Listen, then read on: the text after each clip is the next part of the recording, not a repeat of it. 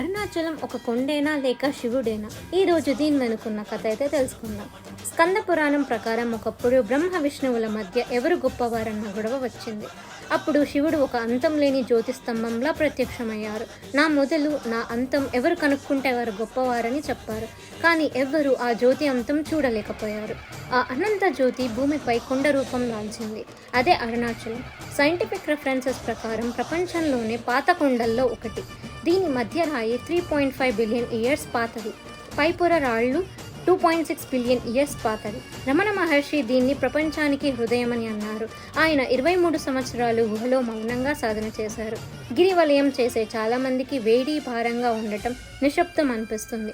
కొందరి మాటల్లో ఇది ఎలక్ట్రోమాగ్నెటిక్ రెజోనెన్స్ ఎఫెక్ట్ థియరీ ఇంకా శాస్త్రీయంగా నిర్ధారించబడలేదు.